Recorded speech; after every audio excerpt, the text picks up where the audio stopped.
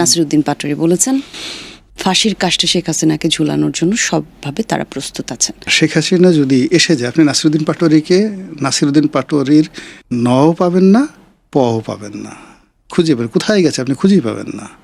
এটি হলো দুনিয়ার কোথায় যখন ঘূর্ণিঝড় আসে, সুনামি আসে, আপনি কোনো কিছু খোঁজ থাকে না। শেখ হাসিনা যদি আসার পরে যে পরিবেশ পরিস্থিতির সৃষ্টি হবে, আপনি অন্য কোনো শব্দই শুনতে পাবেন না, কোনো নাম নাই, কোনো গন্ধ নাই, কোনো শব্দ নাই, চারিদিকে শুধু হাসিনা, চারিদিকে জয় বাংলা।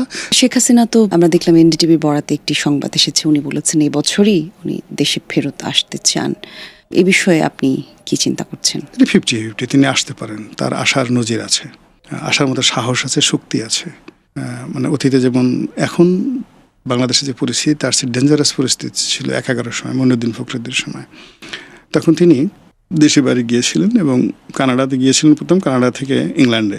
কিন্তু আগের ইতিহাসে তো এই 24-এর মতো এত মানুষের মৃত্যুর কারণ মৃত্যুর কারণে কিন্তু শাসক গোষ্ঠী আরো বেশি হৃদয়হীন ছিল, মিলিটারি শাসন।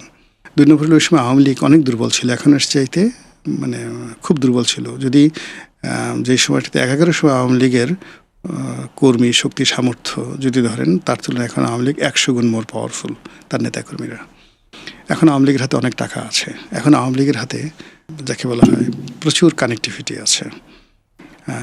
আমেরিকাতে, ইংল্যান্ডে, ভারতে তাদের যে কানেক্টিভিটি আছে, ভারতের মতো একটা দেশকে তারা একেবারে কন্টিনিউয়াসলি নিজেদের সেবাদাস বানিয়ে ফেলছে। শেখ হাসিনা যেভাবে বলছে সেভাবে ভারতে অ্যাক্ট করছে, এটা তো 11 সময় ছিল না। তো যার জন্য এখন আপনার যতই গণঅভ্যুত্থান বলেন, 1400 লোক মারা গেছে, সব কিছু এটা একটা পার্ট, কিন্তু তার সঙ্গে সঙ্গে অপর পার্ট তো দেখবেন, তাদের শক্তিমত্তাটা দেখবেন। এমনও তো ঘটনা ঘটছে যে একটা লোক 1000 না 10 লাখ লোক মেরে ফেলেছে, কিন্তু সে বিজয়ী হয়েছে। আপনি দিল্লিতে যখন তমিল আক্রমণ করে কত লোক মেরেছিল? আপনি হালাকু খান 10 লাখ লোক মেরে ফেলেছে বাগদাদে, পুরো 90% লোক মেরে ফেলেছে। বাগদাদের সিংহাসনে কে বসেছিল? হালাকু খান বসেছিল। তো বাকি লোক কোথায় ছিল? ইট ডিপেন্ডস অন যে আপনি বিজয়ী হবেন কিভাবে। বাংলাদেশের মানুষ কিভাবে নিবে? যদি বাংলাদেশের মানুষ সবসময় বিজয়ীর পক্ষে, বাংলাদেশের মানুষ কখনোই শক্তিমান লোকের সামনে দাঁড়ায় না, কখনো দাঁড়ায় না। এনিবডি, ঘরে বাইরে সব জায়গাতেই শক্তের ভক্ত, নরমের জম বাংলাদেশের মানুষ। কোনো অবস্থাতে আপনি এখানে মানে most negotiable person in the world আপনি বাংলাদেশে পাবেন, কি নারী কি পুরুষ। আপনি শক্তি দেখাবেন, মুহূর্তের ভিতরে আপনার পক্ষে চলে আসবে। আপনি দুর্বল হবেন, প্রত্যেকটা মানুষ আপনাকে খামসি দিয়ে গলা টিপে আপনাকে মুহূর্তের মধ্যে মেরে ফেলার চেষ্টা করবে। তো এখানে শেখ হাসিনা শক্তি দেখাবেন, বিজয়ী হবেন, ফিরবেন, সব কিছু করবেন। এখানে তার সফলতার উপর নির্ভর করবে পাবলিক কী মনে করবে। আর পাবলিক কী মনে করবে এটা নেতা কখনো চিন্তা করে না। নেতা চিন্তা করে আমি পাবলিকে কি মনে করাবো, এটা আপনাকে বুঝতে হবে। একটা লিডার কখনোই পাবলিক কি মনে করবে এটা নিয়ে সে কখনো চিন্তা করে না। নেতা, এটা হলো সাধারণ মানুষের চিন্তা, ইস আমি এই কাজ করবো, আশেপাশের লোক কী বলবে। কিন্তু যারা মহামানব, damn care, does not matter, সে কখনো অন্যের কথা চিন্তা করে না, সে তার নিজের কথা চিন্তা করে। এগুলো অবস্থা। তো শেখ হাসিনা নিজের কথা চিন্তা করে, আমাকে দেশে আসতে হবে, আমার নেতাকর্মীদের পুনর্বাসিত করতে, আমাকে ক্ষমতা আবার দখল করতে হবে। কে মরলো, কে বাঁচলো, আমি মরলাম, কি মরলাম, এত কেউ চিন্তা করে না। পররাষ্ট্রনীতি আমাদের কেমন যাচ্ছে? আমরা দেখলাম প্রধানমন্ত্রী প্রথম সফর করলেন মালয়েশিয়া এবং চীন, রাষ্ট্রীয় সফরে গেলেন তিনি। এর আগে এক ধরনের নিয়মই ছিল বলা যায় যে বাংলাদেশের সরকার প্রধান প্রথমে দিল্লি যাবে, তারপর হয়তো অন্য কোথাও রাষ্ট্রীয় সফর হবে। এবার সেটা ভাঙলো। বাংলাদেশের পররাষ্ট্রনীতি বা এই সম্পর্কগুলো কোন দিকে যাচ্ছে? এটা এখন পর্যন্ত আনপ্রেডিক্টেবল, প্রেডিক্ট করা যাচ্ছে না। অনেক সময় যেটা হচ্ছে যে এটা ইউজুয়াল আমাদের একটা ট্র্যাডিশন থাকে বা আমাদের রাজনীতির একটা ধারাবাহিকতা থাকে। এবছর যেভাবে ইলেকশন হয়েছে, যেভাবে তারেক রহমান সাহেব বিদেশ থেকে এসে ক্ষমতায় বসছে, তার আগে ইউনূস সাহেব ছিল, তারপরে যেভাবে শেখ হাসিনা চলে গেছেন, যেভাবে নতুন সরকার গঠিত হয়েছে, প্রথমে তত্ত্বাবধায়ক সরকার, এটা মানে সব কিছুর মধ্যে আপনি যদি প্রশ্ন করেন, you can ask thousands of questions.